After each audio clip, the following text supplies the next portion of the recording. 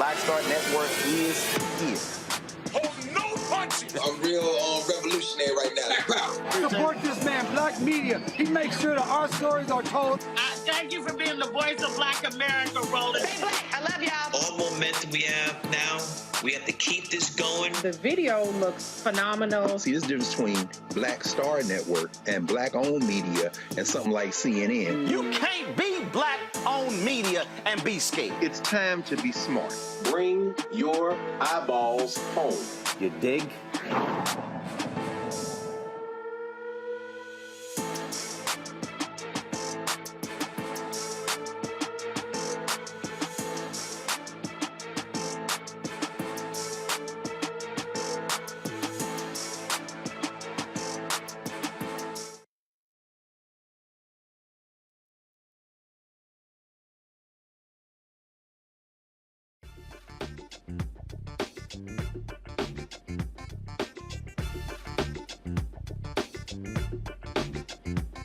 Today is Monday, October 3rd, 2022. Coming up on Roland Martin Unfiltered, streaming live on the Black Star Network. Supreme Court started this new term today. Tuesday, the court will hear a challenge to the historic Voting Rights Act that bars voting rules that discriminate based on race. I'll talk to two of the plaintiffs from Alabama.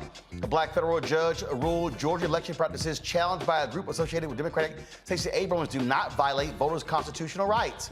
Some folks are in their feelings about Vice President Kamala Harris saying the government's Hurricane Ian relief should prioritize communities of color who've always gotten the short end of the stick when getting relief funds. We'll break it down for you because she's not lying. The California high school football team season is over because some of the players thought it would be funny to hold a slave auction. Good. And California is the first state to ensure creative content cannot be used against the creator in a court of law, essentially rap lyrics. And also, Mark Levin. Remember on Friday I said that he called me out saying I would never invite him on the show to debate him? Well, being the punk he is, he hasn't responded to requests to appear on our show. In today's Fit, Live, Win segment, a nurse with type 1 diabetes and her husband developed a wellness plan for those suffering from the disease. Y'all, it is time to bring the funk on Roland Martin Unfiltered on the Black Star Network. Let's go. He's got it. Whatever the miss, he's on it. Whatever it is, he's got the scoop, the fact, the find. And when it breaks, he's right on time and it's rolling. Best believe he's knowing. Putting it down from sports to news to politics. With entertainment just for kicks, he's rolling. It's on go, roll, y'all. It's Roland Martin, rolling with Roland now. He's funk, he's fresh, he's real, the best, you know he's Roland Martin now.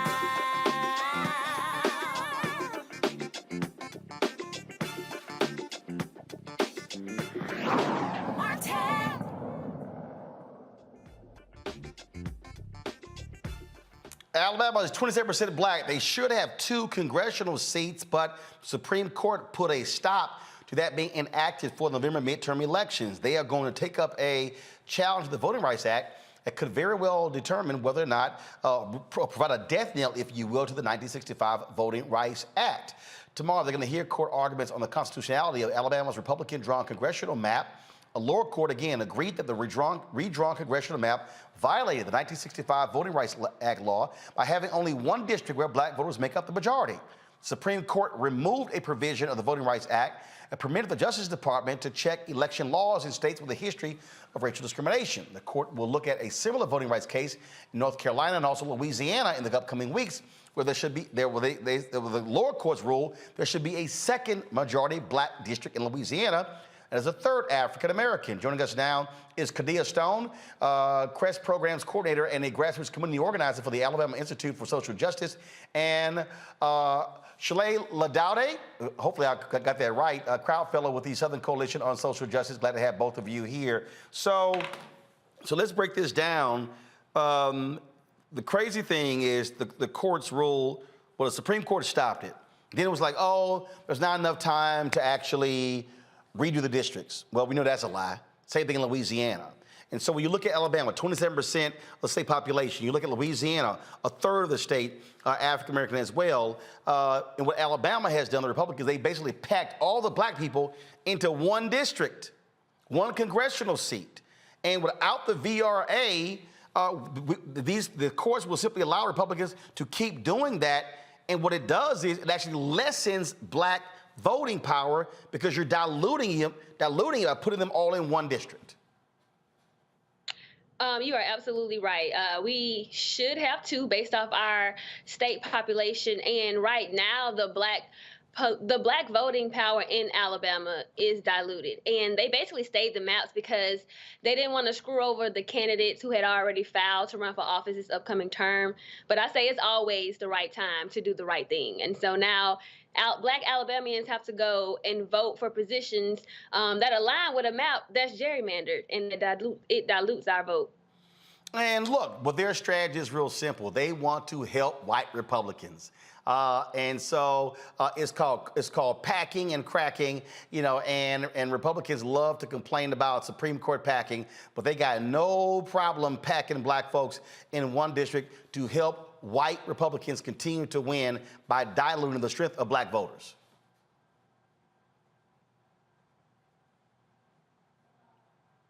I agree. So it really comes down to, so with our court case, we're really staying partisan. And we're just really focused on the power of the black vote.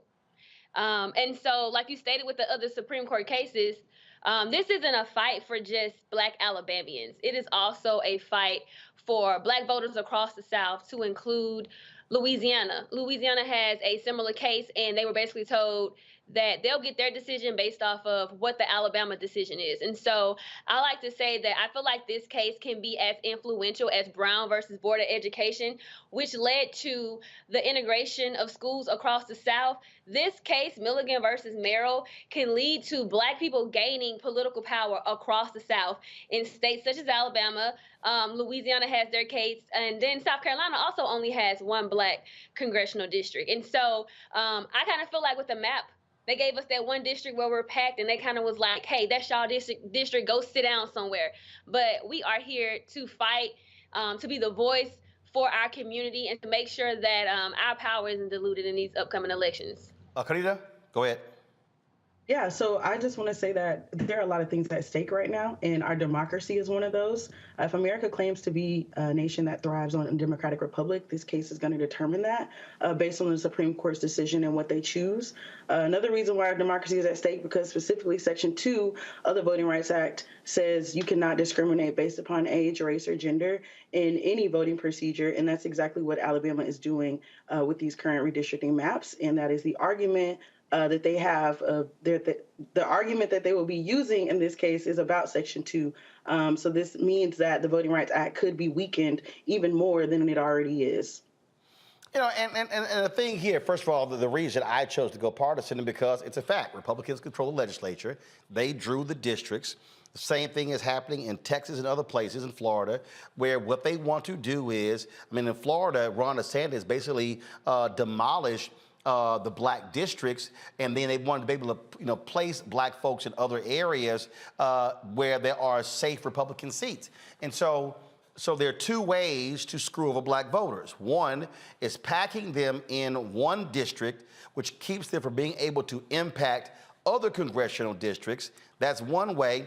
Or the flip side is to break up a black district and basically blow it apart into 4 or 5 different areas. In fact, that's what Republicans did in Tennessee, where they decimated the seat in Nashville, and so therefore then broke up Nashville, and now it's a part of essentially several congressional districts. So Nashville itself does not have their own congressional representative where most black people live.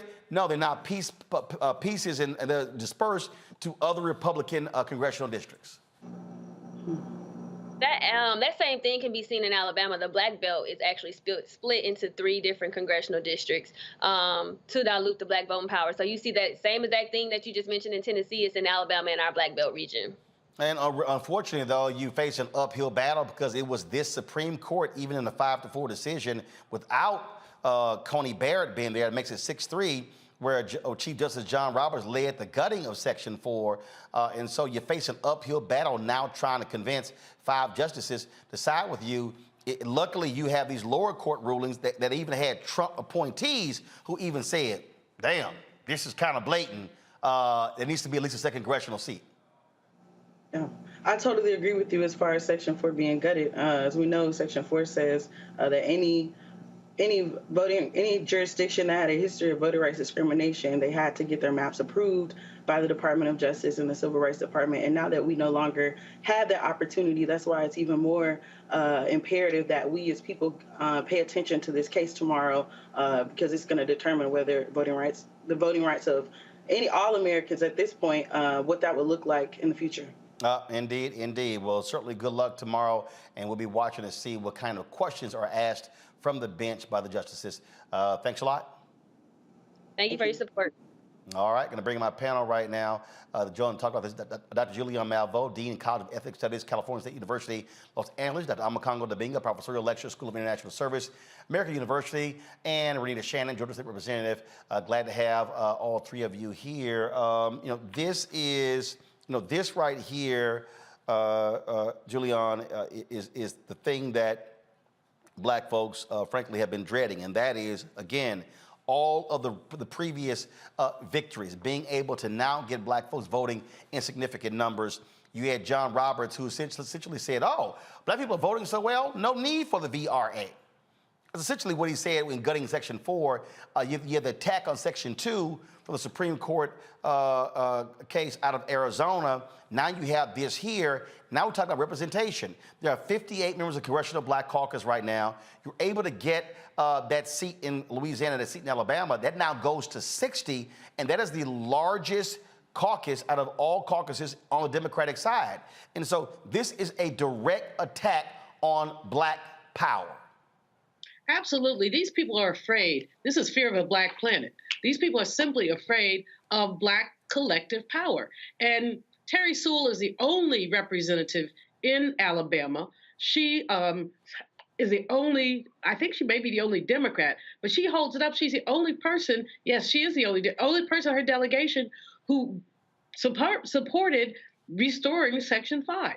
So these folks are afraid that they keep talking about democracy. That's a lie. As a young lady said in your previous segment, they keep talking about the right to vote, but unless you vote, they don't want us voting. They don't want us there. And the fact that this court is 6-3 does not bode well for us. Ketanji Brown Jackson, we love her. We're so happy that she's on the court, but she cannot make much of a difference. Where she will have power is in her dissenting opinions. If this goes down, she will be able, through dissent, to open the door for further challenges to these things that are going on. But it is disgusting, but it's where we are right now. It's simply where we are right now. Look, this is, Renita, my book, White Fear. That's what we're dealing with here. And I keep telling people, okay, why does it say how the brown of America is making white folks lose their minds? This is about power, white fear. These white folks fear another Black district in Alabama, another Black district in Louisiana, because they know, oh, that's going to mean 2 more Democratic seats in the House. They know that. And so they do not want additional Black power. Look, in Texas, with the explosion of the Latino population, there were supposed to be essentially, Texas got several, I think it was like 4 new seats. The Republicans made like 3 of them Republican, 1 Democrat, because they didn't want those Latinos putting in Democratic members. This is about power, and they want to keep white Republicans locked in power. You're right. This is about white fear, and it is about maintaining power. We saw the same thing happen here in Georgia, where after our census, we saw almost 1 million more new people here in Georgia who were accounted for. It was mostly Black and brown folks, and you saw if anybody who's paying attention to Georgia's maps and their redistricting process, saw that Republicans, their party is almost all white, brought out maps that did packing and cracking. And Roland, you covered it on your show, when I confronted the bill sponsor, because these maps came before my committee, he didn't even know what packing and cracking was. And so this is a well-coordinated, consistent, and funded effort across the country of Republicans doing what they can to make sure that we do not see a fully representative democracy in this country. And in Georgia, it happened from the school board level all the way up to the congressional level. So what your guest said about this being a very important case, she's absolutely right. Because here in Georgia, we have a case also, but we were told, it's too close to the elections. We're not saying that your maps are legitimate, but we're just saying we can't deal with it right now. We need some southern state to be able to get this settled in court in a way that is fair and is equitable so that we can all have a shot at getting legitimate maps. So this is just so important, and I really hope that the general public will start to tune in and just take a look at what is happening across the country to Black voters, because it's packing and cracking. Every state you look that is heavily Black and in the South, it's packing and cracking up and down. And all of these folks, Congo, who sit here and say, I don't see what's going on. Black people haven't gotten this, haven't gotten that.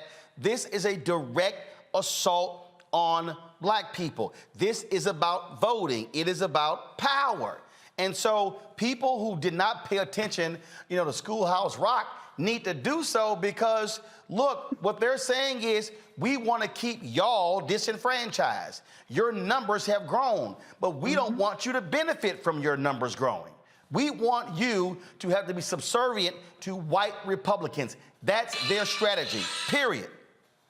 Most definitely. And the thing that you said in your segment, which was really powerful, you as well as your guest, you talked about how this is a national issue that everybody needs to be paying attention to. And we know these other networks are not paying enough attention to it. And that's why this election coming up is so important, because as Chuck Schumer said, he gets 2 more senators. He's able to bring up the voting rights legislation that we've been trying to get, that Manchin and Sinema sold us out on. And these types of issues will be the direct target of that type of legislation. So really, at the end of the day, we can't just look at Alabama as an isolated case. We can't look at Georgia or Louisiana as isolated cases. These are the prime examples of what happened when those Voting Rights Act provisions got gutted. We're seeing it firsthand. And you said this pretty much every single day. You say it online, Roland, every single day.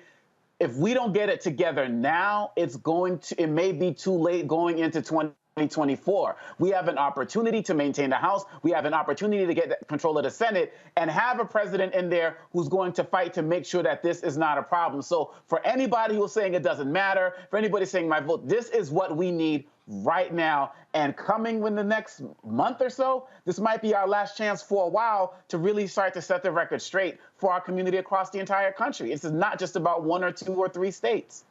Absolutely, absolutely. All right, folks, hold tight 1 second. We come back on Roland Martin Unfiltered. Y'all, look, all these people, they running around, whining and complaining about Vice President Kamala Harris because she said we want to make sure there's equity in hurricane relief. These folks actually haven't read previous stories where Black folks in minority communities have not gotten equitable dollars. Yeah, we got receipts. We got them. And also, we got something to say to punk-ass Bill Maher, who had the audacity on his show this for Friday to say, drop Harris from the ticket because she's failed politician. We got something to say to you, too. You're watching Roland Martin Unfiltered on the Black Star Network. If you're on YouTube, hit the like button, the share button. Same thing on Facebook. Folks, let's hit 1,000 likes quickly. Let's also download the Black Star Network app, Apple phone, Android phone, Apple TV, Android TV, Roku, Amazon Fire TV, Xbox One, Samsung Smart TV, and also join the Bring the Funk fan club. Your dollars make it possible for us to do what we do. And so send your checks and money orders to P.O. Box 57196, Washington, D.C. 20037-0196. Cash App, $RM Unfiltered. PayPal's R Martin Unfiltered. Venmo's RM Unfiltered. Zelle, Roland at RolandSMartin.com. Roland at RolandMartinUnfiltered.com. We'll be right back.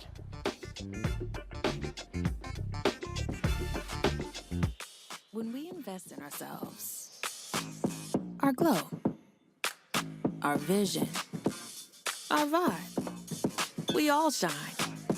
Together, we are Black beyond measure.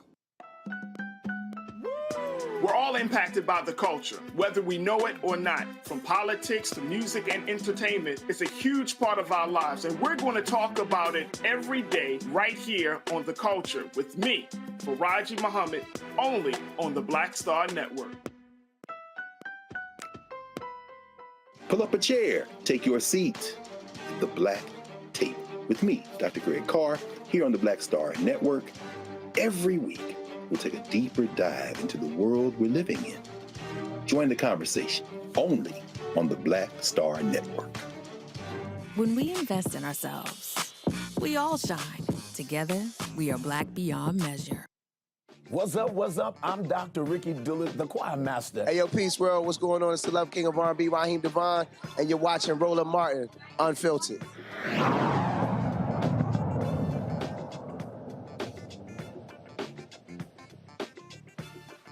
In Georgia, a black federal judge ruled against Fair Fight Action, the voting rights group founded by Georgia Democratic gubernatorial nominee Stacey Abrams. The lawsuit accused Georgia Governor Brian Kemp, then Secretary of State, of using his position as the state's top elections official to promote voter suppression. U.S. District Judge Steve Jones, an Obama appointee, ruled in favor of the state. Judge Jones found that Georgia's election practices do not violate voters' constitutional rights. Judge Jones said this about the case: although Georgia's election system is not perfect, the challenge practices violate neither the Constitution nor the VRA. This is a voting rights case that resulted in wins and losses for all parties throughout the litigation and culminated in what is believed to have been the longest voting rights bench trial in the history of the Northern District of Georgia. And so, unfortunately, that's a loss there, Renita. This is supremely disappointing to see the decision in this case, because basically what the judge is saying is that although some of the practices that are being challenged in court by Fair Fight Stacey Abrams' group may not be the best practices, black voters have been surviving and have been able to win some elections. How disappointing is that? Let me tell the public exactly what types of things are being challenged in the lawsuit. It was things like exact match, which is a policy that was basically said if you had any part of your information that was not on your voter's card, if it was different than what was on your driver's license, that could be a reason you could not vote. Let me tell you, the day that this policy was passed in committee, the chair of the committee couldn't even get my name right, nor my colleagues who's currently running for Secretary of State in Georgia. So we know that in our community, we a lot of times will have unique names that can be difficult to spell, but my name not being Mary is not a reason that I should not be able to vote. The other thing they were challenging was that we have a policy here in Georgia where if you don't vote regularly enough, you're kicked off the voting record. And so these are things. Imagine if the state said to you, hey, you know what? You haven't been driving enough. We're going to take away your driver's license. These policies were absolutely asinine, and these policies were directed at making it really hard to get registered, to stay registered, and to vote if you are a black or brown person living in Georgia. And so it's just extremely disappointing that this judge, who is a black man, could not see and understand why these policies, why he should have sided with the folks who brought the case to talk about the lack of equity for black voters here in Georgia. It's unbelievable. Speaking of equity, on Friday, Vice President Kamala Harris participated at the Democratic National Committee's Women's Leadership Forum. The topic turned to Hurricane Ian. Harris described that federal relief will be based on equity and prioritize people in communities of color, because people of color in low-income communities are most affected by natural disasters, such as this hurricane. This is what she said, y'all. I know we are all thinking about the families in Florida, in Puerto Rico, with Fiona, and what we need to do to help them in terms of an immediate response and aid, but also what we need to do to help restore communities and build communities back up in a way that they can be resilient, not to mention adapt to these extreme weather conditions, which are part of the future.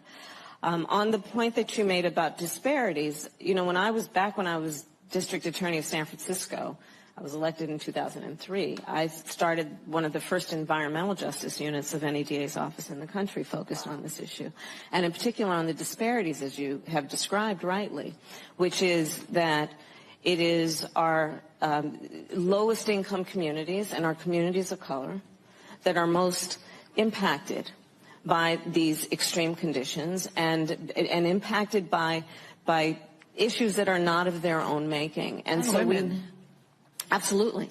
And so we have to address this in a way that is about giving resources based on equity, understanding that we fight for equality, but we also need to fight for equity, understanding not everyone starts out at the same place.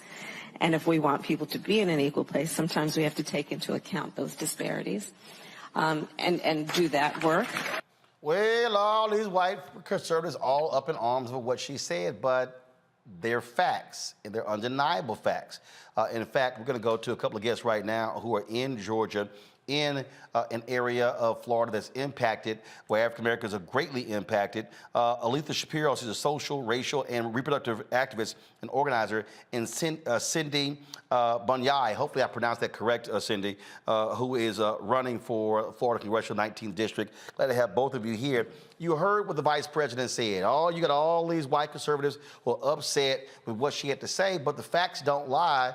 All across the country in previous natural disasters where minority communities were impacted, a lot of the dollars did not flow to those areas. They flowed to largely white, middle class, and affluent areas. Yeah, you're 100% right.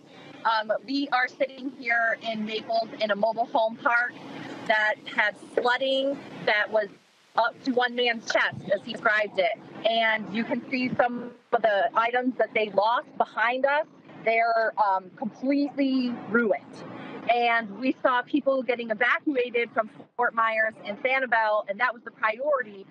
Those wealthy areas in Southwest Florida got their needs met before these folks who are still to this day without power and without resources for their homes. And they weren't even told to evacuate here until it was too late. They found out when the water was rushing up. Yeah, they evacuated in the middle of the night, as one man told us. Aletha, so y'all are there, and you've been posting photos and videos in Naples, Florida, and people hear that and they think, oh, that's one of the affluent areas, but everybody who lives there all don't have money. Yep. Two of the communities that we were at 2 days ago, one is called Riverside Park and one is called Anthony Park. Yep. They are literally in the physical shadows of a brand new multi-million-dollar complex within walking distance to the crown jewel of Naples, which is Fifth Avenue, where, it's Fifth Avenue. And Rick Scott, who lives here in Naples on the Gulf of Mexico, literally passes these communities every day to leave his house, basically. And you would almost, if you blink, you would miss the communities. They're so small. So most people don't even know that they're even here. Right. And these are folks who, many of them have lived here their entire life before Naples was built up. They are victims of gentrification, and a lot of them are just waiting for a disaster like this to be pushed out, so this can be redeveloped into high, income properties, right? But these folks are also the engine of the economy here. They are working in the retail sector, the hotel sector, the restaurants. They are small business owners, and they are the lifeblood and the original folks who were here in this town. So, and obviously, the president has promised that the resources are going to come to the area. But what we also know, governors play a decision. Look, I was born in Houston, Texas. When the hurricane hit, when Hurricane Harvey hit there, lots of money went to Texas. The governor specifically refused to give any money to Harris County. So, yes, you're right. Here in the state of Florida, we have Governor DeSantis. Now, I will say he loves Lee County because he handpicks all the folks who are in power here. But they are doing what they always do, doing handouts to their friends, making sure that their buddies get in the contract. That's the same thing in the Good Old Boys Network that they do here in Southwest Florida. And what we've also seen here is that, much like other Republican-run areas in our state and around the country, you have people who are completely incompetent running things. So they waited to the very last minute to give the emergency evacuation order. We had less than 24 hours to evacuate for this devastating storm. Many places, most places like where I live up by Fort Myers, we had only like 3 hours before we were supposed to be sheltered in place to evacuate. So lives were lost because these people sat on their hands. They didn't want to ruffle feathers. They didn't want to get people mad. But what happened is people lost their lives. People here in Collier County were expecting the community leaders to go through the neighborhoods like they usually do and let them know that there was an evacuation. And they simply didn't do that. And that's why you saw such devastation in these communities here in Southwest Florida and in Naples in particular. And I actually just want to tell one story about that. We met a lady in Anthony Park. Her name is Jackie. She lives here her whole life. She's 66 years old. She said that she never got an evacuation order. In the middle of the night, she needed to be evacuated. She said it was the most disgusting experience ever, that they were treated like complete animals. They arrived in an open air vehicle. They were shuffled in, a bunch of elderly people with rain. You know, the hurricane was coming down on them. And then they were basically dropped off in the mall parking lot that was covered, and they left with no information. They were freezing, they were wet, they were terrified. There's a hurricane going out right outside where they're watching. They had no Wi-Fi, no access. They were stranded there. She said she's never been treated so horrible in her life. And this woman, she lost everything. Yeah. And she just paid off all her furniture, her new floors. And what do you even say? Lifetime of work for her. And that's been very common, the situation. And part of it is that the resources that are here right now have been focused on that search and recovery, focused on the islands, which predominantly are where the wealthier folks live. So all of the regular stuff that people around the communities who don't live in beachfront homes need is not a priority right now. They're still very much in total disaster mode on those areas. So people who have been without power for a long time and their food is rotten, they're still stranded in their home with flood waters like in Harlem Heights. Those folks are getting some attention, but it's from the community. It's from organizations. It's from people like Aletha and our friends here who raised money to get out and get funds. And we're going door to door and we're setting pop-up shops for supplies all over the community, because there are places that there have literally been nothing up until now. Until we showed up. Right. They said, nobody's been here. Nobody. Not until you came. Nobody has helped us. All right, then. Well, Cindy and Aletha, I appreciate the work that y'all are doing out there, and we'll certainly keep beating the drum to make sure that this happens. And certainly, I hope the same people who are whining and I hope the same folks who are whining, complaining about the vice president will actually look at your social media to understand that she was right. Thank you so much for allowing us to uplift all these stories. That really means a lot to the community. Thank you. We appreciate it. Thanks a lot. Thank you. All right, folks, we want to give you a sense of, again, stories that have been done showing exactly how these areas have been impacted. So, and how black communities have been harmed, okay? And so, guys, come on, pull it up, please. All right, so listen, this right here is a piece in the New York Times last year.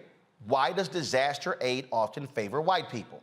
The federal government often gives less help to black disaster survivors than their white neighbors. That's a challenge for President Biden, who has vowed to fight both inequality and climate change. So you're whining about Vice President Kamala Harris and what she said. Hello. Here's another one. Hurricanes disproportionately harm black neighborhoods. It's because of environmental racism. Okay, here we go. I mean, again, can you disagree with these? Fine. White New Orleans has recovered from Hurricane Katrina. Black New Orleans has not. Okay? Now, numerous stories, y'all. Numerous stories why FEMA aid is unavailable to many who need it most. Numerous stories have been showing this. EPA just detailed all the ways climate change will hit U.S. racial minorities the hardest. It's a long list. Do y'all now understand why climate change is inherently racist? Y'all, do you understand why I wrote this book? Listen, why are these white conservatives attacking Vice President Kamala Harris? Because she dared use the word equity. And I told y'all, they do not like the fact that she's talking about equity. They don't want equity. They hated multiculturalism. They hated affirmative action. They hate diversity, equity, and inclusion. You see how they use the word woke and try to tear everybody down. This is all. What did I tell y'all about that NPR story? And y'all gotta let me know when we book those authors of the study on the show. A study was done since 2008. White folks in America are increasingly against government programs because they believe that we're getting all the money and they're losing money. Even though there are more poor white people in America than poor black and Latino people. That's what you got going on. And then, of course, you got idiots like Bill Maher, who now, remember, early on, we saw all these attacks on Vice President Kamala Harris, all these stories. Y'all notice you really haven't seen many as of late, right? You haven't seen many as of late. But now Bill Maher decides to open up his big ass mouth, and he decides to say, oh, my God, Biden should replace Vice President Kamala Harris because she's such a failure. She's a failure? Really, Bill? I don't think so. And just because you say so. So here's this is the discussion that took place on his show on Friday night. Listen to this stupidity. Could see is replacing the vice president because, she's not very popular anywhere. And it didn't seem to work out. And I don't know, that's been done before on a ticket, I mean, a lot of people... Tulsi Gabbard, remember, that was that moment in the debate where she brought up that there are men and women in California that are in prison for these, pot deals, and then she was laughing about getting high on the radio station. And it was just like Tulsi Gabbard was like this heat-seeking missile. That was the end of it. She's got a lot of, in addition to being, for some reason, an off-putting person, she also has, I think, a lot of baggage that probably wouldn't do well under a lot of scrutiny. I just think she's a bad politician, and I think she's a very bright person, but I don't know, but I can see them doing that, because a lot of the problem with Biden being old is, if he dies, then, you're going to get this person. Okay, so here's the problem with the Democratic Party. They're so boxed in by identity politics that you cannot conceive of a Democratic ticket that doesn't have a woman, person of color on it, and pretty soon you're going to line up behind that gay, Latino, and you're going to have, a deaf Eskimo be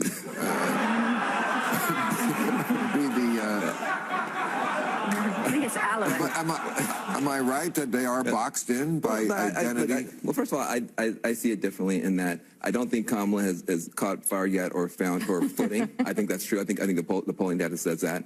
But I don't think that she would be a weight on the ticket. What I will say is this. You talk about identity politics. Joe Biden is an example of identity politics. Joe Biden is an example of black voters saying, we think we need to put a white guy in there. And nobody says he's an identity politics guy. Pence. How do you get Pence? You have Trump, who is not the most saintly guy in the world, needs somebody whose identity is conservative Christian. He goes and gets Pence. So politics is about identity. That's what it is. But whenever there's a person of color or a woman, we say, well, that's identity politics. It's all identity politics. You just got to put a ticket that can win. And that's I don't know. I have. All right. So I had somebody who came up to me last week at CBC, older sister, and she said, Roland, I love watching your show. I used to watch it all the time, but you cuss too much. See, what I just played is the reason why I cuss. And I told her, I said, I don't cuss that much. I'm trying not to cuss. But that bullshit is why it will make you cuss. That crap right there. And Van was nice to him. Van was real nice to him. First of all, the little white woman,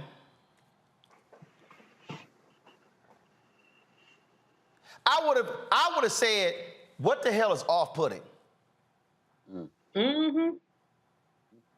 I would have said, I need you to explain to me off-putting. Mm-hmm. Every black woman who has worked in corporate America, in politics, in academia, has heard that little they're off-putting. What do you mean, off-putting? Then I heard baggage. First of all, she straight lied. It has been totally refuted, that lie about Kamala Harris locking up millions of people because of weed. That lie has been refuted. And a whole bunch of brothers and sisters were running around believing that lie, and it's a lie. It's a flat out lie.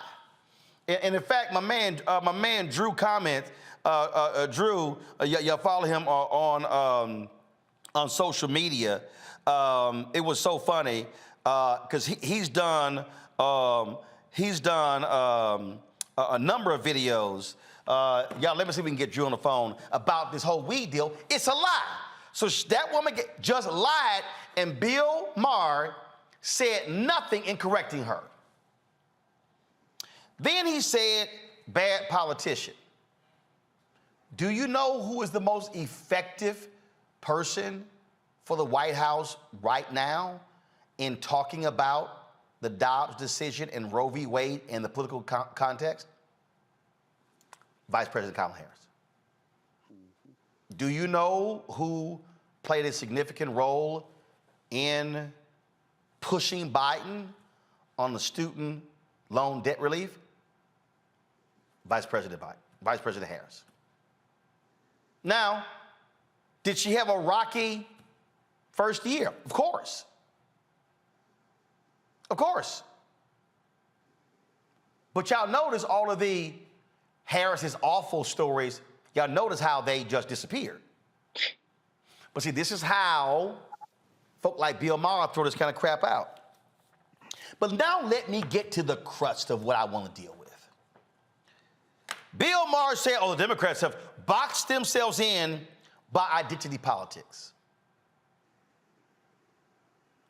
This is the favorite phrase of white liberal / progressive men like Bill Maher.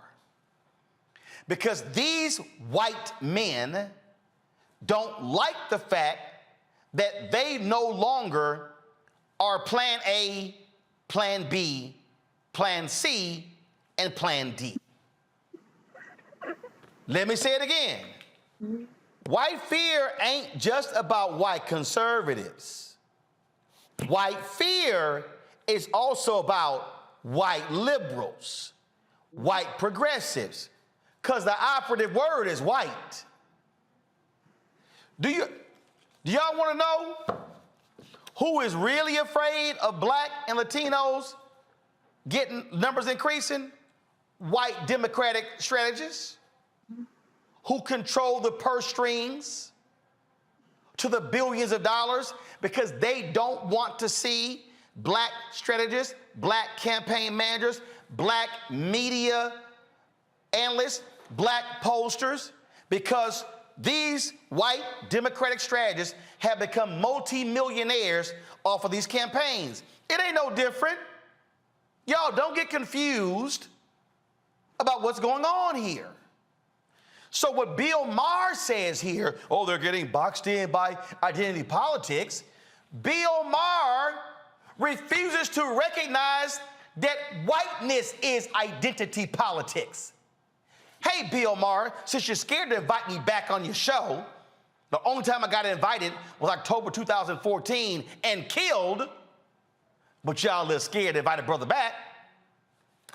What are soccer moms? Renita, can you just tell me, when we hit the phrase soccer moms, who are they talking about? White women, and that is identity politics. I'm a Congo. When you hear NASCAR dads, who are they talking about? Talking about white men. Julian, when you hear the phrase the working class, is it actually conjuring up Black and Latino workers? No, you're talking about the white boy with a lunch bucket. Precisely. Precisely. Well, with the majority of working classes. Right, precisely. I got it. But the point here, folks, is when you look at politics, they literally segment audiences based upon identity. Do y'all actually think for a second they only do it when it comes to Black and Latino folks? And you heard Bill Maher, well, next up, they're going to be lining up the gay and Latino, I forgot the little dismissive comment that he used. Y'all, this is what we're talking about here. Clock. And so you got to be aware of white so-called Democrats and progressives who themselves, they don't like the fact that we now get to have a voice. We now get to have a perspective. Bill Maher is one of those white men. And see, Bill Maher thinks because he slept with a lot of black women and he smoked weed with a lot of black people, he thinks he's a brother. You're not. Bill, you are a white man. You talk like a white man. You live like a white man. And you don't want to accept the reality that this is a world that is no longer being dominated by white men. White men like yourself are threatened by black people, black men, black women, Latinos, Asians. That's a fact. You don't want to own up to that. And what y'all do is y'all sit here and purposely lie on Vice President Harris, and then the stuck on stupid people who do no research, who listen to disinformation and misinformation, they run with it. Well, and see, this is why y'all get mad. Roland, why you interrupt people? Because when people come on my show and lie, I stop them. They lie, I stop them. Bill Maher should have known with all the weed he smoked that what she said about Kamala Harris, locking up all of these black and brown people because of weed, was a lie. But when you're not a real journalist and you're playing a smart media person, you're really a comedian, and there's some smart comedians, you don't have the research at hand, so you can't say, I'm sure that's not true. So that woman, and again, just so y'all think I'm confused, I'm going to play what Caitlin said, which is a lie, and I'm going to bring my man Drew in, and I'm going to bring the panel in as well, because y'all need to understand why we do this show. It's because people with like Bill Maher, with major platforms, when they throw that stuff out there, then folks will run with it. And then it spurs stories and blogs and podcasts. And that's how it gets built. Oh my God, Vice President Kamala Harris is so awful. She's so terrible. She should be replaced in 2024. With who, Bill? A young white guy? Hell, you complained about gays and Latinos. So Pete Buttigieg, I guess you don't pass Bill Maher's test. Oh, AG Debt Secretary. But Sarah, sorry, you're out. What Bill Maher is essentially saying is, please, white people only apply. So let me just play again. To listen to this, I want y'all to listen to clearly what is being said here. Could see is replacing the vice president because, yeah, she's just not very popular anywhere, and it didn't seem to work out. And I don't know, that's been done before on a ticket, you know. I mean, a lot of people. Tulsi Gabbard, remember that was that moment in the debate where she brought up that there are men and women in California that are in prison for these, pot deals, and then she was laughing about getting high on the radio station. And it was just like Tulsi Gabbard was like this heat-seeking missile. That was the end of it. She's got a lot of, in addition to being, for some reason, an off-putting person, she also has, I think, a lot of baggage that probably wouldn't do well under a lot of scrutiny. I just think she's a bad politician, and I think she's a very bright person, but I don't know. But I can see them doing that because a lot of the problem with Biden being old is, oh, if he dies, then you're going to get this person. Okay, so here's the problem with the Democratic Party. They're so boxed in by identity politics that you cannot conceive of a Democratic ticket that doesn't have a woman, person of color on it, and pretty soon you're going to line up behind that gay, Latino, and you're going to have, a deaf Eskimo. A deaf Eskimo. What that is a white man making fun of the fact that you have more than qualified black, Latino, women, and gay candidates, but for Bill Maher, hey, only white straight men need apply. That's really what he's saying. Drew, I called you because you just heard what that fool Caitlin had to say, and Bill Maher did not correct her at all. Drew, can you hear me? Hear you loud and clear. You hear me? All right. So she sat here and just lied. And how Tulsi Gabbard just blew her away about all of the men and women who Kamala Harris locked up because of weed and pot smoking. Bill Maher didn't correct her. You've done numerous videos completely just dispelling that lie. Well, yeah, because it's not true. It's pretty easy stuff to look up too. The moment with Tulsi Gabbard, it's easy to be loud and wrong. But in the moment, when people can't fact check you in real time and make you seem like you know what you're talking about. But the fact of the matter is everything that she said was an outright lie. It was misinformation, disinformation way before we even had a COVID situation. But Kamala Harris literally is the opposite of what that. She did not lock up a bunch of black people for weed. As a matter of fact, when she became San Francisco DA, over the length of time of her DA reign, the admissions for state prison marijuana imprisonment fell 66% over her predecessor. Like the last guy locked up 135 people to state prison when marijuana was the most serious charge. Over the same amount of time, Kamala Harris locked up only 45. So that's a drop. Even when she became Attorney General, same thing. First of all, Attorney Generals don't even prosecute marijuana cases. I say it all the time. That'd be like the CEO of Target ringing you up on aisle 3. That ain't gonna happen. But even then, even during that time, the actual imprisonment for marijuana fell during her time as AG. So this mythical time that she was locking people up for weed, we ain't seen it in real life. But y'all got some good imaginations, though. And I've learned that. Well, and again, when people like this go on national shows and repeat the lie, and no one corrects the lie, then somebody watching goes, well, there it is. She was horrible. She was sick, but she was a cop.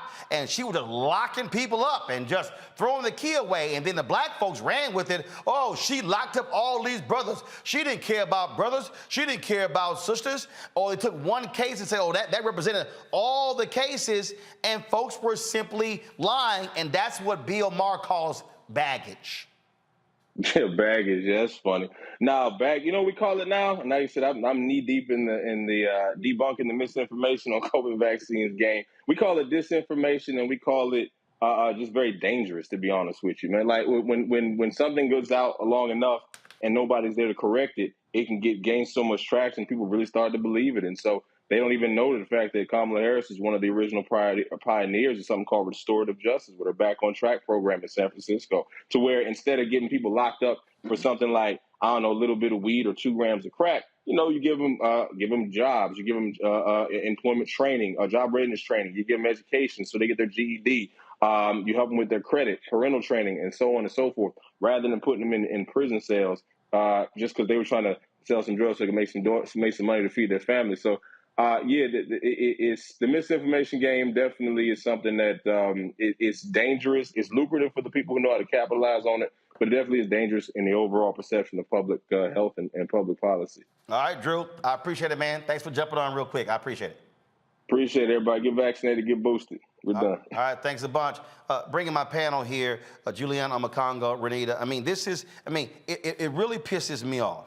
It pisses me off when I watch this stuff.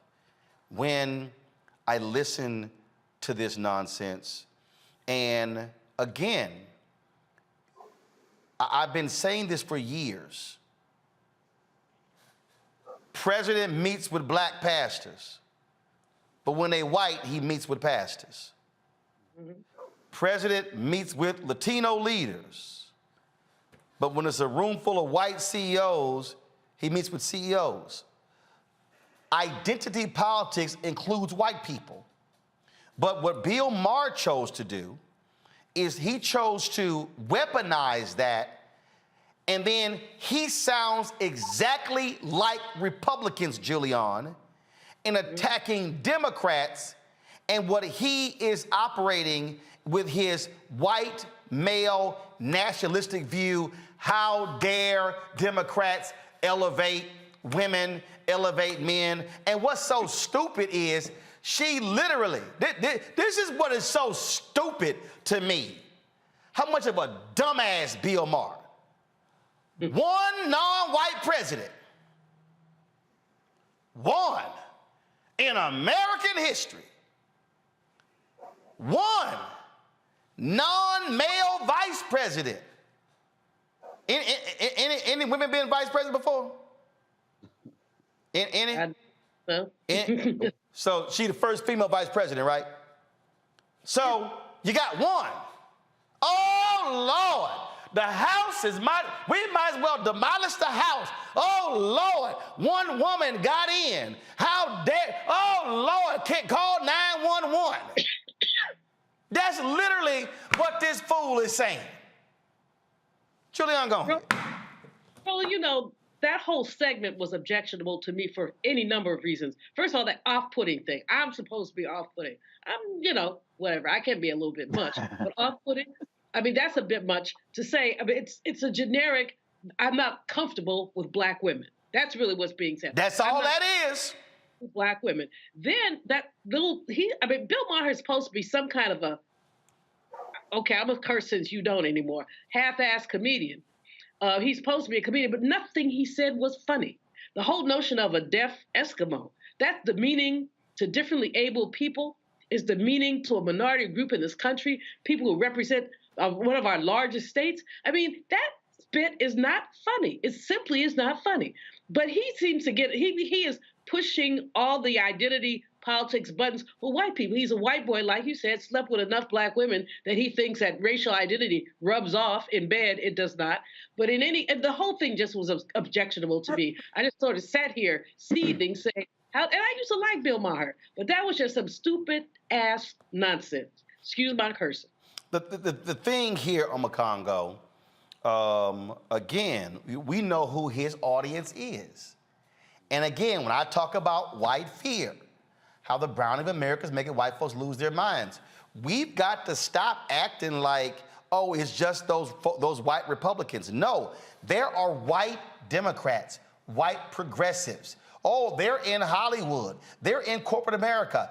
They can't stand the fact that they now have to post jobs. They can't stand the fact that in some cases they gonna have some black bosses. And oh, hell no, don't let me have a Latino boss. We are seeing this. Whiteness has always defined America, and what they don't like, when one gets in, it's like, damn, the whole world's going to pot. So, and if I was on the show, I would say, okay, Bill, since you criticize having a woman and having a black Latino, well, fine. Who your top three choices? He probably would have named 3 white men, 3 white straight men. Go ahead, Omakongo. Well, I think you've been talking a lot about your book tonight, and one of the things you lay out in the book is you talk about the fact that there's a history-long trajectory of white people feeling like, okay, we've done enough for you. And an example you gave in the book was of the Tilden Hayes Compromise. When people saw all of the gains coming out of Reconstruction and going into 1877 when they pulled the federal troops out of the South, and that ushered in Jim Crow. A lot of that had to do with the fact that, well, you guys have gotten enough. And we see that now. I think the difference, a lot of us used to like Bill Maher. And so Dr. Malvo was saying, we started to see a difference after Obama got in office. The mindset started to change. You talk about it in your book when you talk about Dr. King going to Chicago and realizing that that was probably one of the most racist cities he's ever been in, because people who were, in Chicago weren't as progressive as people thought that they were. And so really at the end of the day, Bill Maher is in line with that. The fact of the matter is, he says that Vice President Harris is not a good politician. Excuse me, she was a senator in a state that's not majority black. So what is he talking about, really, at the end of the day? And the role of the vice president is to put out the agenda of the president. So she's doing exactly what she's supposed to be doing and more, because she's been more vocal in her role than Biden was when he was under Obama, as relates to speaking out heavily about these social justice issues. And she's definitely more vocal than Mike Pence was. So really, at the end of the day, this dude is mad, he's angry, and he's really just sees black women in a particular light and is not ready for them to actually have real power and to manifest itself. And Van Jones, you should have challenged him on his points as well. Well, and Renee, that particular point that Oma Congo makes there in terms of how often she's been out there, that is the point. One of the reasons people trash her is because she's been more public and more vocal than any previous vice president. And so she has a larger target. Most VPs out of sight, out of mind. Biden was, Pence was, we could keep going back, Gore was. And so Biden has provided her a much larger platform. I mean, look, Saturday night at the Congressional Black Caucus Foundation dinner, she spoke and he spoke. I have attended the CBCF Phoenix Awards dinner for years. Julian, you have as well. I cannot remember ever where the president spoke and his vice president spoke before him.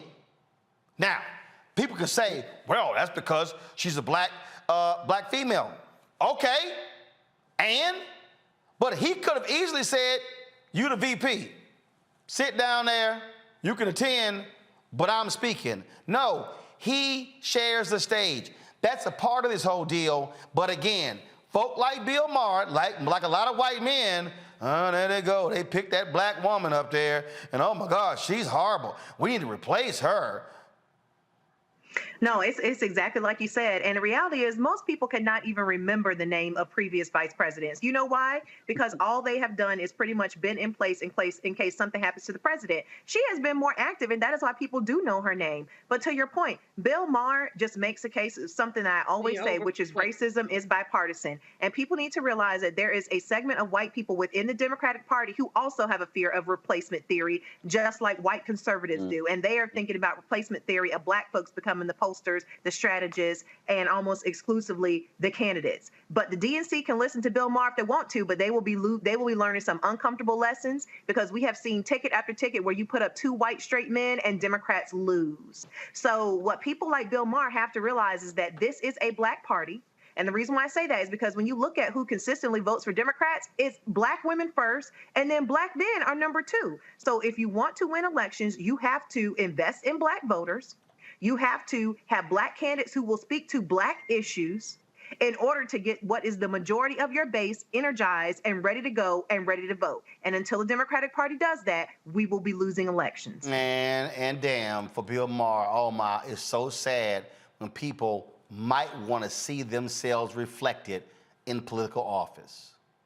But see, for him, he's upset because he sees what's coming. And that's fewer white men being in control. That's a fact, Bill, whether you want to accept it or not. Folks, got to go to a break. We come back, more on Roland Martin Unfiltered, the Black Star Network, including our Black and Missing. We also have our Fit, Live, Win segment as well. Lots more to cover. Please, folks, support us in what we do. Download the Black Star Network app, Apple phone, Android phone, Apple TV, Android TV, Roku, Amazon Fire TV, Xbox One, Samsung Smart TV. Join our Bring the Funk fan club. Of course, send your check and money orders at P.O. Box 57196, Washington, D.C. 20037-0196. Cash App, $RM Unfiltered, PayPal, R Martin Unfiltered, Venmo's RM Unfiltered, Zelle, Roland at RolandSMartin.com, Roland at RolandMartinUnfiltered.com. If you're on YouTube, if you're on Facebook, Twitch, all the platforms, hit that like button. Okay, we should be at 1,000 right now. This don't make any sense, y'all. And get your copy of White Fear, How the Browning of America is Making White Folks Lose Their Minds. You can get the book on all platforms from the publisher Ben Bella Books, Amazon, Barnes & Noble, IndieBound, Bookshop, Chapters, Books A Million, Target. Download it on Audible. We'll be right back. When we invest in ourselves, we're investing in what's next for all of us. Growing, creating, making moves that move us all forward. Together, we are Black beyond measure. Hatred on the streets, a horrific scene, a white nationalist rally that descended into deadly violence. White people are losing their damn minds. An angry pro-Trump mob storms the U.S. Capitol. We've seen We're about to see the rise of what I call white minority resistance. We have seen white folks in this country who simply cannot tolerate black folks voting. I think what we're seeing is the inevitable result of violent denial. This is part of American history. Every time that people of color have made progress, whether real or symbolic, there has been what Carol Anderson at Emory University calls white rage as a backlash. This is the rise of the Proud Boys and the Boogaloo Boys. America, there's going to be more of this. Here's all the Proud Boys, guys. This country is getting increasingly racist in its behaviors and its attitudes because of the fear of white people. The fear that they're taking our jobs, they're taking our resources, they're taking our women. This is white fear.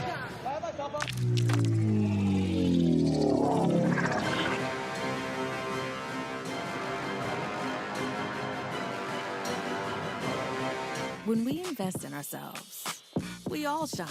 Together, we are Black beyond measure. Don't you think it's time to get wealthy? I'm Deborah Owens, America's Wealth Coach, and my new show on the Black Star Network focuses on the things your financial advisor or bank isn't telling you. So watch Get Wealthy on the Black Star Network.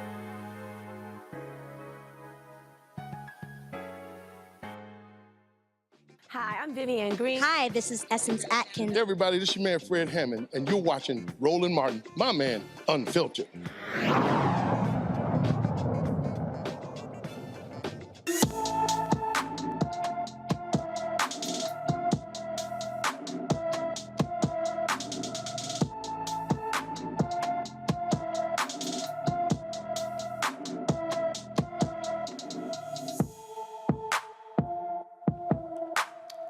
Diamond Womack disappeared from Frederick, Maryland on September 22nd. The 15-year-old is 5 feet 7 inches tall, weighs 160 pounds, with brown hair and brown eyes. Anyone with information about Diamond should call the Frederick, Maryland Police Department at 301-600-2102, 301-600-2102. Folks, in California, a high school football team season gets canceled after a video of some players conducting a slave auction goes viral. Watch this.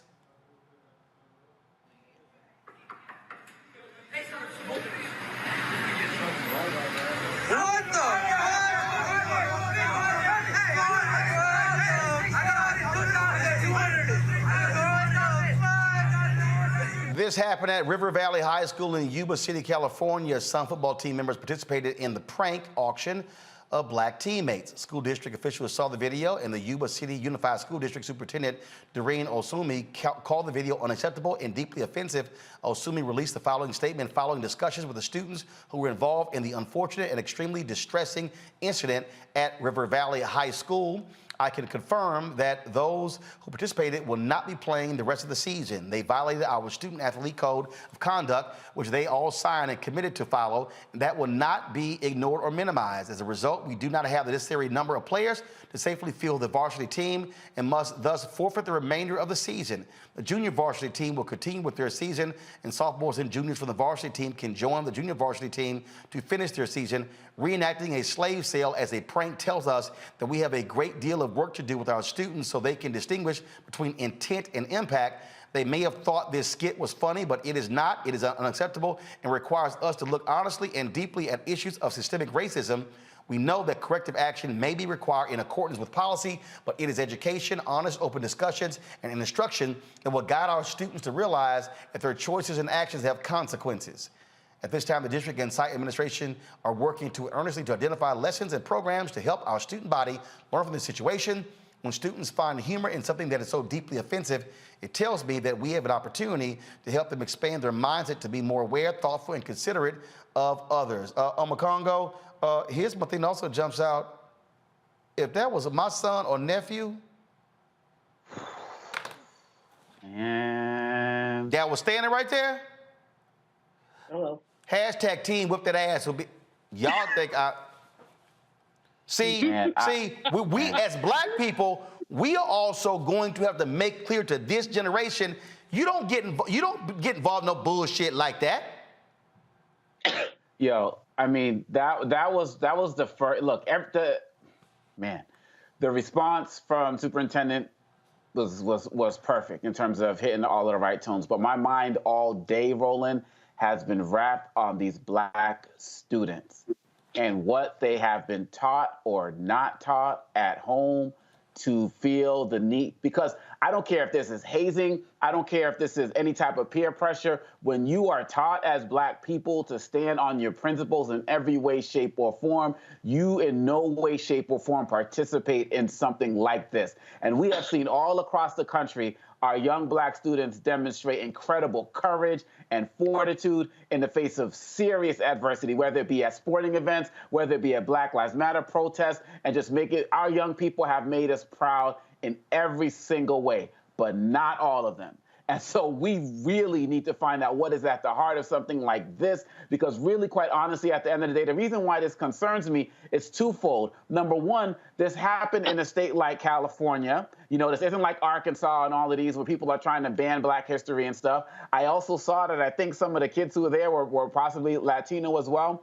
But as we're removing history from the schools, and if we're not teaching it at home and in our communities, we're going to have future generations of more black children who are going to see something like this and think that it's cool because they do not know the history. And all of us here on this show tonight, we all came from communities where we were taught that school is not going to be the primary teacher of our culture. It comes from our home and from our communities. And so in all of our communities across the country, we got to make sure we're snatching up all of our kids right now and make sure they're getting the history and the knowledge that they so far haven't gotten in school and they're going to get less of if some of these states continue to have their way.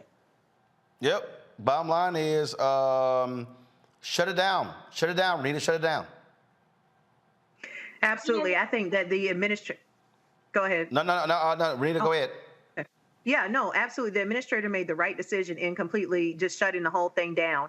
You know, I knew we were going to talk about this topic tonight, and I was trying to find the video because as I read the story, I was just thinking, who would be participating in this? Like, what is the situation that we would have black children thinking that this is okay to participate in? To see this video now firsthand is just unbelievable. And like Congo said, many of the lessons that black people need to learn and be taught will have to be taught at home by black parents who understand what it is to grow up and live in this country as a black American. Julian? You know, this is why we need ethnic studies. This is why Shirley, I'm forgetting her name, I'm blanking her name now. Our Secretary of State has mandated that any student who goes to a community college or a Cal State must take at least one ethnic studies class, and they're trickling it down to the high school, obviously not to that high school. But I looked at those young brothers, I just want to scream, cry. If they were, like you are, Roland, if that was one of my children, I would have knocked them into next week just for participating in such a thing. This is why we need ethnic studies. And these people who don't want to teach critical race theory or anything else, they want to perpetuate this kind of nonsense, and it is unacceptable. The administrator did the absolutely right thing, and some of these youngins who think they're going someplace on a football scholarship, they now pretty much have been disqualified because the rest of their season is blank. But it's beyond the football and scholarships. It's the acceptance of anti-Blackness that permeates our nation, whether it's California or not, permeates our nation. Anti-Blackness is real. Historical denial is real. Yep. And this is a perfect example of it. Indeed. Folks, California is the first state to ensure creative content can't be used against artists in court without judicial review. Several artists like Killer Mike, Meek Mill, and Too Short witnessed the virtual signing of Assembly Bill 2799, also known as the Decriminalization Artistic Expression Act, into law. Prosecutors have used lyrics against artists in several recent high-profile cases, including the May RICO sweep that landed Young Thug, Gunna, and several of their associates in jail. The prosecuting district attorney has maintained that their references to drugs, weapons, and violence are evidence of gang activity. California's new law advocates continue pushing for federal legislation, the Restoring Artistic Protection Act. This is a huge deal, Renita. Like I say, it's being used there in Georgia, but other folks are saying this should be law all across the country. Absolutely. And I'm glad to see that California is taking this first step, because what you tend to see is the law is applied in a very racist way. You brought up how, the local prosecutor here, Fonnie Willis, who's also trying to prosecute Trump for election meddling, also recently indicted YSL and said their rap lyrics were a lot of the evidence that was presented as to why she believed they had committed crimes. But here's the thing that I always think about. There is in it, you almost see this against Black rappers, and we have seen this even since the 80s, where rap lyrics are taken as evidence, but you never see this applied to the white boys. If you Google gore metal or death metal, you will find a genre of music that basically talks about in detail horrific killings of folks and supports cannibalism and all kinds of just gross details that really sound like people who have actually murdered people in the way that they are describing these murders. And these folks are never prosecuted. So this is just one of those things where it's like anti-Blackness in this country is so high that even things that are historically a part of our culture, which is hip hop, you can see prosecuted pretty much just for it being a part of the culture. Congo. Look, as a rapper myself, I wouldn't want people using my lyrics. I remixed a Biggie song, and I started out as I sit back, relax, read a book, watch the press. I think about the world leaders that I'd like to X. Like, I don't want people coming at me and saying I was trying to assassinate folks. These are just songs. And going off of what Renita is saying, my thoughts are twofold. People don't take guys like Arnold Schwarzenegger and take what they did in The Terminator and use it in court cases and the like. And so, yeah, you got to protect our artists. At the same time, I think our rappers need to be mature enough in understanding that other states have not made this ban, right? So they are going to come for you. And you have to know that, and you're going to put out your lyrics. You have to know that these might be potential consequences. It's wrong, it's racist, and it's another way to target Black men. And so artists have to really make that balance if they want to take those chances in the states that they're in until they get these types of laws passed. All right, folks. You know what? Let me do this here. Let me go to a break. We come back. Yo, I love driving white conservatives crazy. And poller Mark Levin was just beside himself on Friday after I moderated the voting panel at Congressional Black Caucus Foundation, ALC. He went on a 12-minute rant on his show and said I would never invite him to my show. Well, somebody called me that night, and I did. They ain't responded in 3 days. Hit Dog Will Holler. I'm gonna play some of that for you and talk about on the flip side. Plus, we're gonna talk about in our Fit, Live, Win segment, a woman who battled type 1 diabetes. She's trying to help others as well. You're watching Roland Martin Unfiltered on the Black Star Network. YouTube folks, hit the damn like button. More than 2,000 of y'all just hit the button. It ain't that hard. Like, move on. If you're gonna comment, hit the like button, all right? I wanna see 1,100 by the time we come back from this break. Back in a moment. When we invest in ourselves, we all shine. Together, we are Black beyond measure. I've always said this, rather than to continue to fight for a fair piece of the pie and the equal slice of the pie, I want my hand on the knife that cuts the pie. And to that extent, who bakes the pie and who puts it in? And that's one of the things that got me involved in going into politics in the first instance. I'm tired of people making decisions for me. Right. And mine. I want to be a part of that decision-making process. And luckily, it has paid off in terms of seeing the progress that many people in America have made, particularly people of color. One thing bothers me now that we seem to be losing that. Right. By saying that we've got to be more concerned with other people than those people who were here. We built America.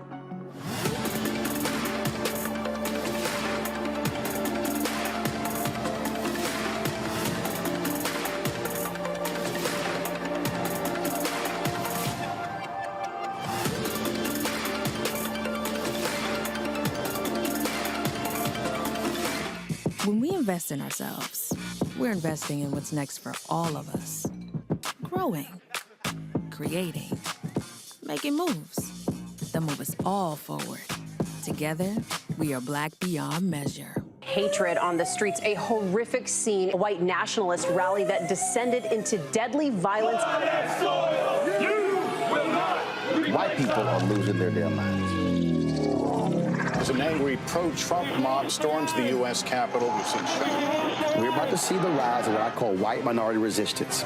We have seen white folks in this country who simply cannot tolerate black folks voting. I think what we're seeing is the inevitable result of violent denial. This is part of American history. Every time that people of color have made progress, whether real or symbolic, there has been what Carol Anderson at Emory University calls white rage as a backlash. This is the rise of the Proud Boys and the Boogaloo Boys. America, there's going to be more of this. Here's all the Proud Boys, guys. This country is getting increasingly racist in its behaviors and its attitudes because of the fear of white people. The fear that they're taking our jobs, they're taking our resources, they're taking our women. This is white fear.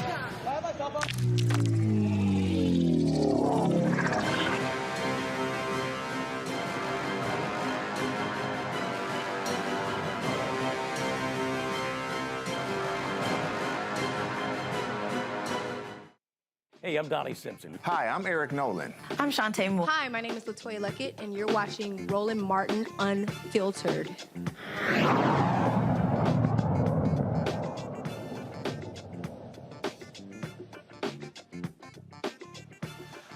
Oh, white conservative radio talk show host Mark Levin was beside himself because we dared to speak the truth about voting rights in this country. On his show Friday, he was just losing his mind, ranting and raving about me and Maya Wiley. Listen to this fool. So the party that believes in democracy doesn't even care or comprehend that we're not a democracy, that we're a republic, a constitutional republic. Not a democracy. And the framers were very clear about that. You cannot have a majority vote on whether you have unalienable rights or whether natural law exists or whether your individual liberty should be expanded or shrunk. That's just voting.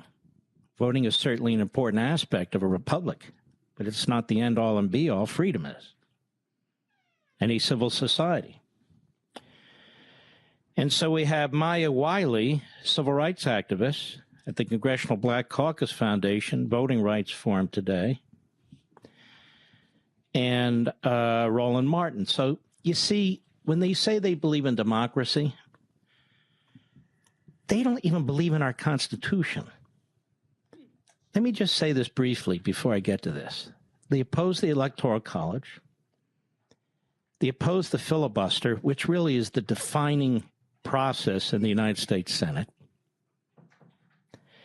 They attack the founding, which means they attack the Constitution, which followed the founding. They attack separation of powers. They attack the Supreme Court. They want to pack it. They've tried multiple times through their history. They do not believe in this system. They wanted to pass a national voting system that would have violated at least 3 provisions of the Constitution. And this is what I'm talking about. They do not believe in freedom of speech, certainly not yours. They do not believe in the free exercise of religion, as they try and not only exclude it from the public square, but exclude it, period, depending on if you want to make... I can't listen to... They don't believe in the founding. Slavery? Sorry, Mark. We don't believe in slavery. Excuse us that we don't just exalt the slave-holding founders. Excuse us if we ain't all hyped about the 3-5 compromise. They don't believe in religion. Mark, black folks more religious than y'all. Hell, we had to believe in Jesus just to deal with you Jim Crow racists. He going on and on and on about they don't believe in this at all. We not a democracy. We a republic. They don't believe in the Constitution. Mark, why did we have a 13th, 14th, and 15th Amendments? Why was the Civil Rights Act of 64 passed and the Voting Rights Act of 65 passed and the Fair Housing Act of 68 passed? Because y'all wouldn't believe in the same damn Constitution your ass say you love. If we were to believe that that document meant everything in the world, guess what? Then we wouldn't have had to add new laws. And the new laws were passed to force white folks to enforce the very law that had already been passed. And had we been treated equal, there wouldn't be no need for the 13th, 14th, 15th Amendment. So I love it when these fools say, oh my God, they don't believe it. What did Dr. King say? Be true to what you put on paper. The thrust of the Black Freedom Movement was to force y'all to abide by that very Constitution y'all say y'all love. That was the point. So I just get a kick out of these folks who lie to their audience. Oh my God, they don't believe in these things they don't believe in this. Hell, black people believe more in the Constitution and the government than many of you white conservatives do. Because clearly, y'all damn sure don't believe in law and order after January 6th. Oh, you want to go there, huh? Surely you don't believe in everybody has a right to vote, because y'all wouldn't be using all of your voter suppression tactics. Surely you don't, because you said, oh, no, we all believe in the right to vote. Really? How? Because you're stopping others from doing so. Nice try, man. Nice. They don't believe in the First Amendment. Oh, so now you care about the First Amendment? Because y'all always skip that one to go to the second. Just play by 60 seconds more of this fool. A cake for a certain ceremony, you don't have the right to make that decision. Or if you're a religious institution, you don't have a right to say that this club cannot be here because its foundational principles conflict with the entire purpose of the university. And you go on and on and on. They do not believe in your Second Amendment rights, the right to bear arms. In many cases, they do not believe. They do not believe in due process rights. They do not believe in probable cause in many cases as they continue to surveil citizens and collect data about you. And of course, federalism, the 10th Amendment, is out the window, except that they want to wave it around from time to time to advance a cause. We don't believe in probable cause? Hell, we the reason you got that in the boy. Y'all are some desperate, crazy people. You know what, Mark? Let me just go ahead and play a little something for you. You might remember this, since you talk about the Constitution. You might remember that was a black woman from Texas, the first black woman from the South, elected since Reconstruction, named Barbara Jordan, Texas Southern University graduate. Let me go ahead and let her explain to you how we feel about the Constitution. James Madison again at the Constitutional Convention. A president is impeachable if he attempts to subvert the Constitution. The Constitution charges the president with the task of taking care that the laws be faithfully executed. And yet, now, that was a lot of Constitution she was saying. That was a whole lot I heard right there from her about the Constitution. You know, but the one you say we don't believe in. Yeah, I heard that. But I love what she said at the beginning. I love this. Go ahead. The purpose of general debate, not to exceed a period of 15 minutes. Thank you, Mr. Chairman. Mr. Jordan. Mr. Chairman, I join my colleague, Mr. Rangel, in thanking you for giving the junior members of this committee the glorious opportunity of sharing the pain of this inquiry. Mr. Chairman, you are a strong man, and it has not been easy, but we have tried as best we can to give you as much assistance as possible. Earlier today, we heard the beginning of the preamble to the Constitution of the United States. We the people. It's a very eloquent beginning. But when that document was completed on the 17th of September in 1787, I was not included in that we the people. You hear that, Mark? We were not included in we the people. Continue. I felt somehow for many years that George Washington and Alexander Hamilton just left me out by mistake. But through the process of amendment, interpretation, and court decision, I have finally been included in we the people. See, Mark, this is really why you so mad. Because we now get to speak. We now got to actually sit in the convention center that black people were barred from in the past. It drives you crazy that white police officers no longer dominate the Washington, D.C. police force, where they used to get those racists from Virginia and West Virginia who did so. See, I know it was just killing you that we actually get to have our own opinion, and the cameras of C-SPAN were there to broadcast it, and we were streaming it on Black Star Network, owned by yours truly. See, I know it must pain you when we actually get now to own stuff and we get to actually use the First Amendment. So it's a little hard to say we don't like the First Amendment when we're actually using the First Amendment, which is why you were commenting. I digress. Today, I am an inquisitor, and hyperbole would not be fictional and would not overstate the solemnness that I feel right now. My faith in the Constitution is whole, it is complete, it is total, and I am not going to sit here and be an idle spectator to the diminution, the subversion, the destruction of the Constitution. And that, Mark, is what you can't stand. You cannot stand that we have read the same Constitution y'all wrote.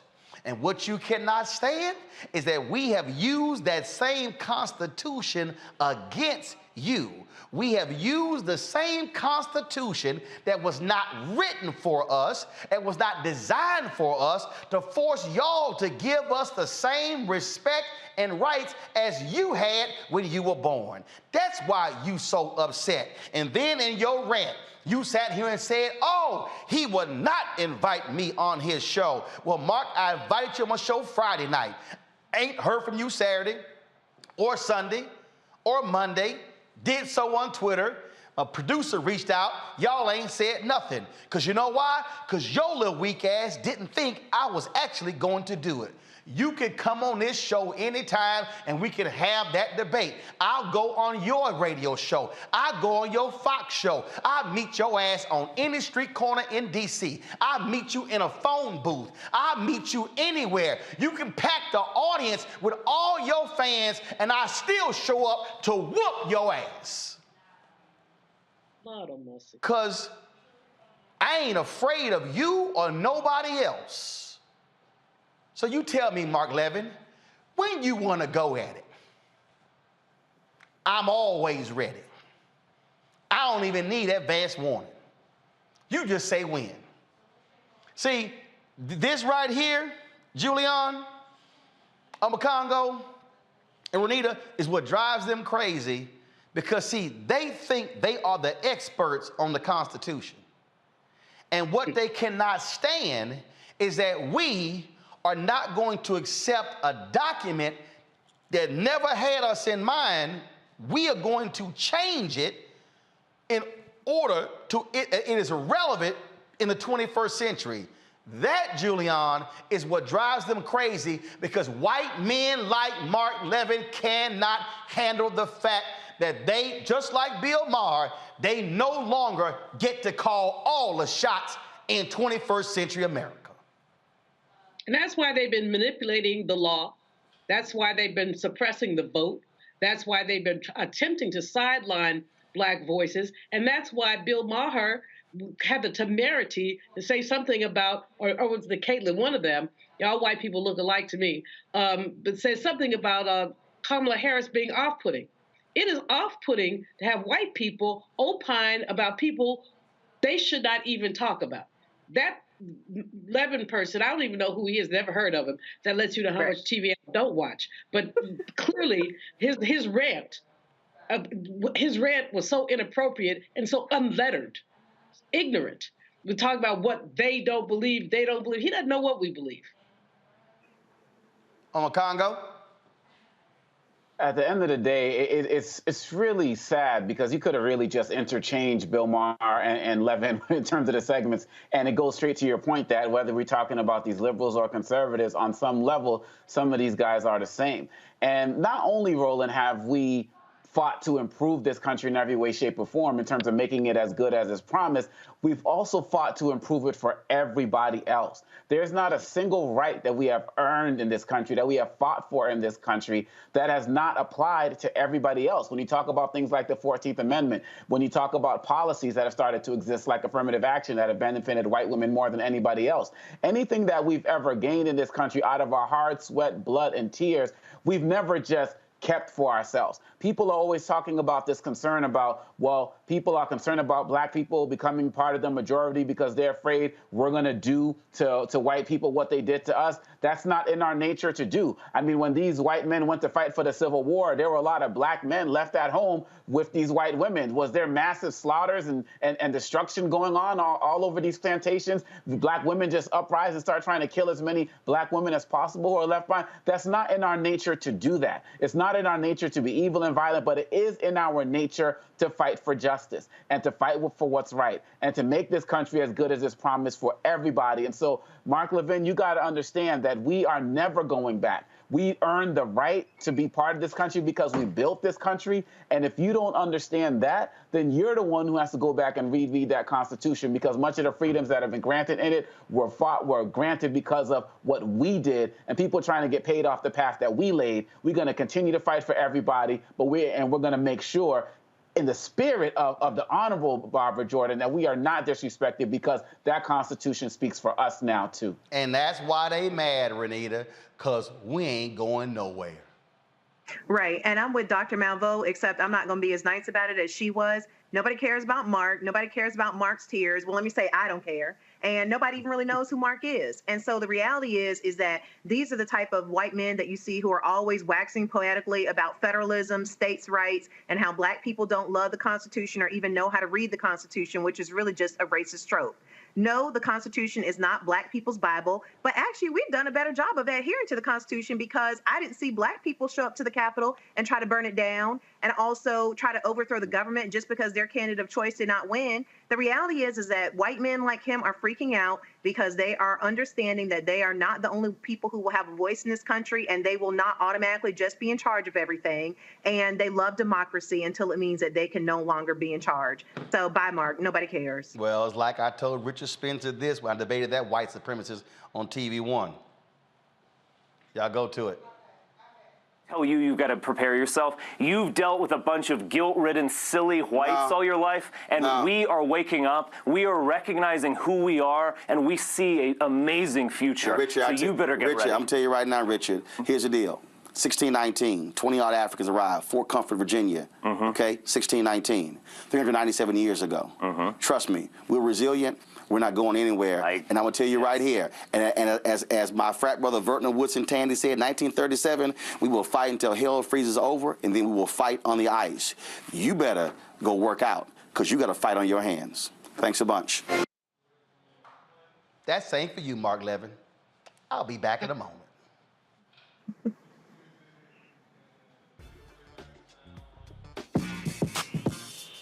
When we invest in ourselves, our glow, our vision, our vibe, we all shine. Together, we are black beyond measure. Hi, I'm Dr. Jackie Hood Martin, and I have a question for you. Ever feel as if your life is teetering and the weight and pressure of the world is consistently on your shoulders? Well, let me tell you, living a balanced life isn't easy. Join me each Tuesday on Black Star Network for A Balanced Life with Dr. Jackie. We'll laugh together, cry together, pull ourselves together, and cheer each other on. So join me for new shows each Tuesday on Black Star Network, A Balanced Life with Dr. Jackie. When we invest in ourselves, we all shine. Together, we are black beyond measure.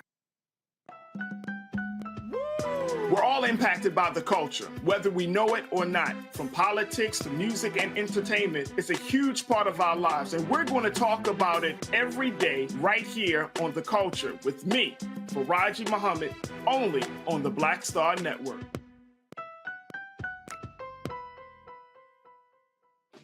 Hey, I'm Antonique Smith. Hello, everyone. It's Kiara Sheard. Hey, I'm Taj. I'm Coco. And I'm Lily. And we're SWV. What's up, y'all? It's Ryan Destiny, and you're watching Roland Martin Unfiltered.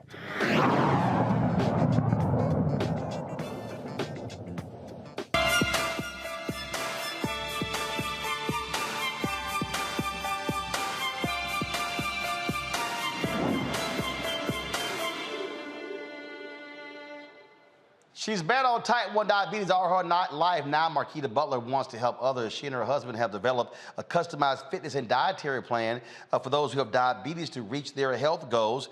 Their one rule, you got to keep moving. She joins us right now from Lithonia, Georgia. Marquita, glad to have you here. So you say keep moving, and it's interesting. You know, a lot of people, they get focused on, oh my goodness, you got to be lifting weights and working out, cardio, whatever. But I've had other people say, look, your body needs to be in constant motion versus being sedentary. Is that what you're saying? Correct, for sure. And so you developed this, but really what led to it? Yeah, type 1 diabetes, but was it friends or the families who you were seeing having the same problem, and you said, hey, these folks need some help? I'm also a registered nurse, so I take care of these patients on a daily basis. So my goal became to become focused on prevention more so than curing disorders and diseases. Because once you get to the phase of being diagnosed, it's very hard to be cured. So the main thing is you want to live with it and be able to live a healthiest possible life.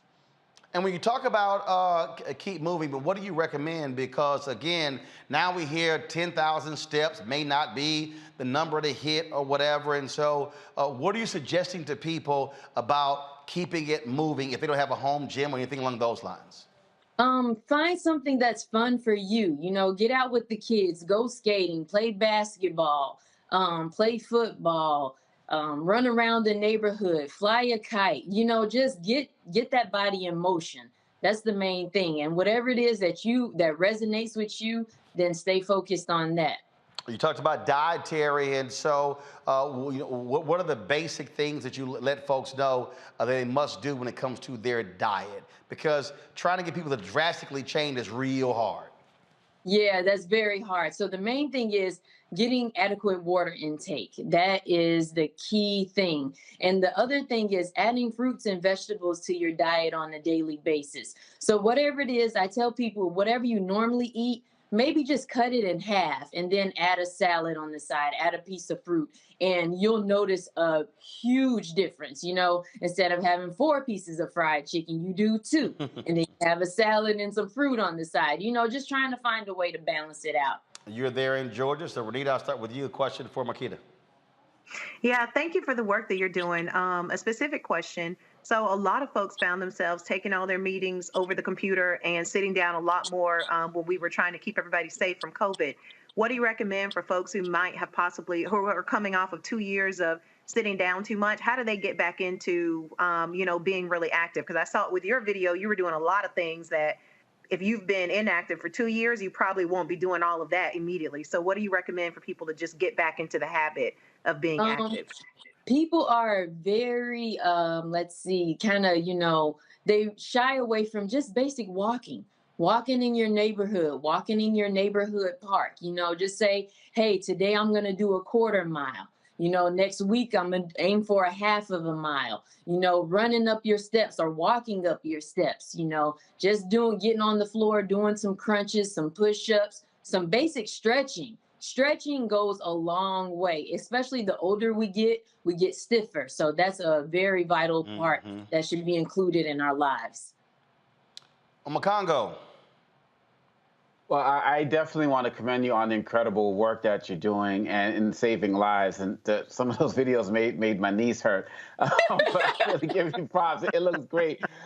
Could you speak about the importance of community groups and people getting together? Because some people just say, oh, I don't really feel like working out. But then sometimes they may get a little bit of motivation by coming together. Can you speak to that and its benefits? It's fine. Yeah, I tell people to challenge your friends, your loved ones. Tell them, if you love me like you say you do, come with me to this park. Come with me to this boot camp. Come with me to this swim meet, or basketball, or, just find something to do. And once people get together, you are more likely to be encouraged when you have a partner. So find somebody, even if it's just 1 or 2 people, and grab the kids. Like, we're trying to train them to live a healthy life as well. So use them as your workout buddy. They're trying to burn some energy off anyways. So it's very important to include them as well. Julian. Sister, first of all, I watched your video, and goodness gracious, I don't think I could do any of that. So I know what you mean when you say extreme workout. But what does extreme workout mean for someone like for an ordinary person who does spend probably most of the workday in front of the computer or, at a meeting, and basically I let my exercise routine go during COVID. I still walk a lot, but extreme, what does extreme workout mean to an ordinary person? To an ordinary person, it seems like a lot, but I always say start from the basics, go from, just the walking, the stretching, the moving your arms, to just, up and down, just get in motion. That's all. Whatever that means for you, just move. All right. There are folks out there who want to get more information on your fitness and dietary plan. Where do they go? They can go to butlersextremetraining.com, or they can reach me at Instagram at @thegoldengoddess_. All right, then. So, look, we appreciate it. Thanks for putting together, and good luck with it. We appreciate it. Thank you much. All right, Renita, Makongo, Juliana, I certainly appreciate y'all being on the show. Thank you so very much. Folks, that is it for me. I'll be seeing y'all for tomorrow from New York City, tomorrow and Wednesday. I got to go tape the appearance tomorrow on the Breakfast Club for my book, White Fear. Be sure to get your copy, folks. White Fear, how the browning of America is making white folks lose their mind. Available at Ben Bella Books, Amazon, Barnes & Noble, IndieBound, Bookshop, Chapters, Books A Million, Target. You can also download it from Audible or order through your favorite black bookstore. Support us by downloading the Black Black Star Network app. All platforms, Apple phone, Android phone, Apple TV, Android TV, Roku, Amazon Fire TV, Xbox One, Samsung Smart TV. And of course, you can also join our Bring the Funk fan club. Send your check-in money orders to P.O. Box 57196, Washington, D.C. 20037-0196. Cash App, $RM Unfiltered. PayPal, R Martin Unfiltered. Venmo is RM Unfiltered. Zelle is Roland at RolandSMartin.com. Roland at RolandMartinUnfiltered.com. Folks, I'll see you tomorrow. Holla!